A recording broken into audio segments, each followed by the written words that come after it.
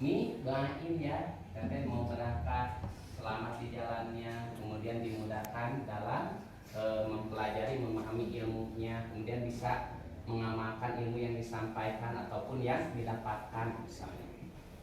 Minta doa, gitu. Termasuk ke teman-teman kemarin juga.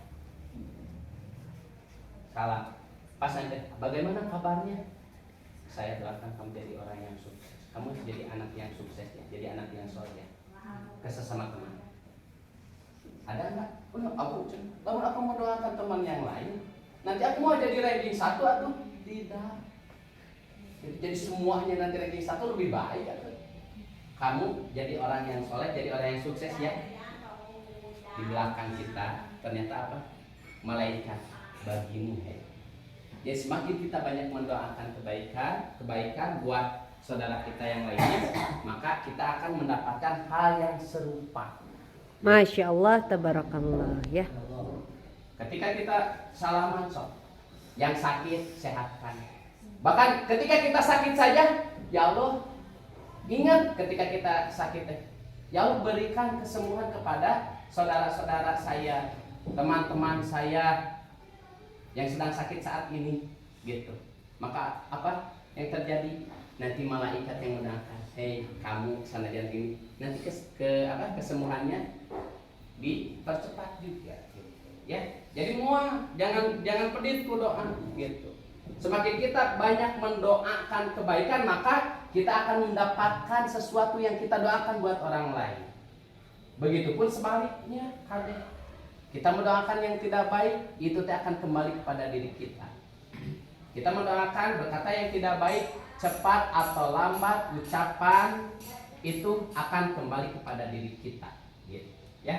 Jadi baik dan buruk apa yang kita ucapkan, yang kita lakukan, yang sekarang mah kita ketik, itu akan kembali kepada diri kita. Bahkan ada seorang ulama yang mengatakan, pernah saya dahulu melakukan suatu perbuatan dosa, ternyata dibalasnya tadi, ingat, cepat atau lambat, setelah 40 tahun aku menerima balasan dari Allah atas perbuatan.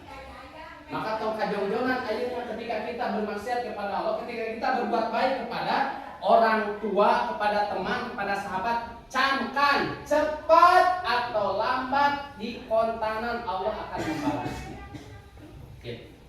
Jadi aku kemarin berbuat tidak baik, baik-baik saja. Aku kemarin minta sholat baik-baik saja. Kemarin aku misalnya mencemooh, menghina teman aku baik-baik saja.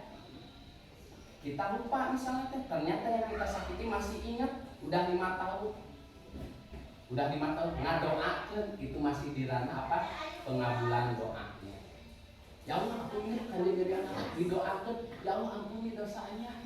Buruk dosa. Amin. Jadi kita doakan yang baik-baik juga.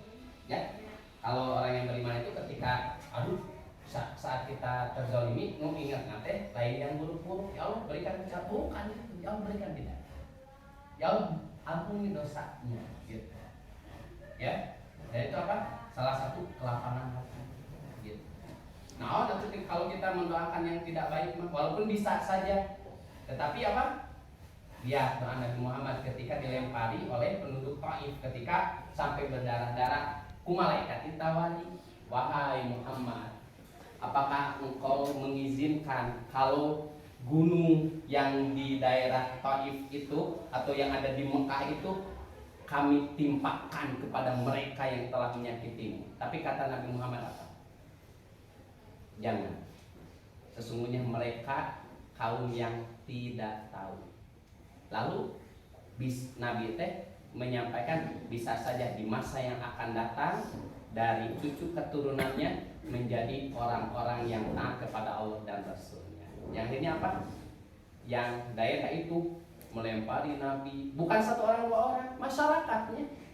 Ketika Nabi datang itu langsung balik terjadi. Tadi nama di Mekah udah tidak nyaman lagi. Datang ke Taif tadi nanti rek jongjon meureun istirahat di Taif mah udah siga di Mekah. Ternyata orang-orang Mekah sudah mengabarkan Nabi Muhammad itu harus diusir, dilempari. Tentu apa? Masa-masa sulit pada saat itu, ya.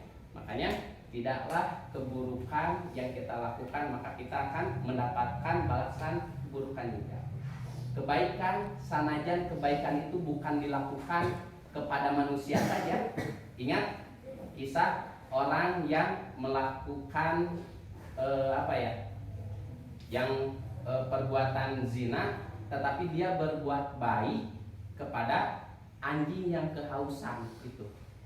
Bukan kajongjonan dalam perbuatan dosanya, betapa berbuat baik kepada hewan saja itu bernilai kebaikan di sisi Allah.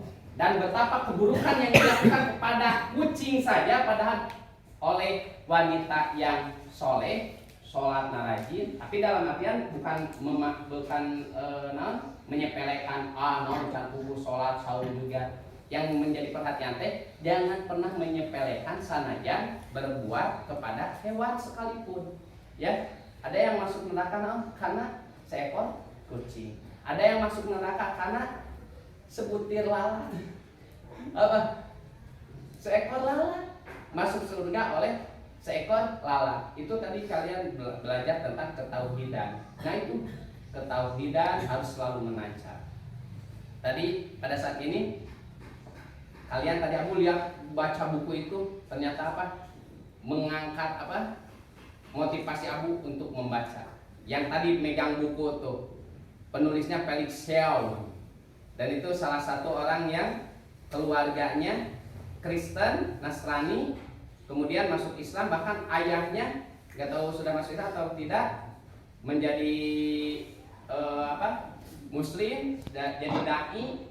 Kalau ini jarang di Kopea, tetapi apa yang disampaikannya itu adalah intisari dari tafsir Al-Quran, kemudian dari hadis-hadis Nabi. Dan aku suka itu yang tadi bawa buku Felix Shaw itu, baca buku-buku itu tentang Bizantium, tentang Konstantinopel yang aku baca tadi sekilas saja, itu mengingatkan aku yang dulu aku pernah membaca tentang hal itu dan langsung semangatnya membara gitu. Sananya hanya sebatas cuplikan, ya.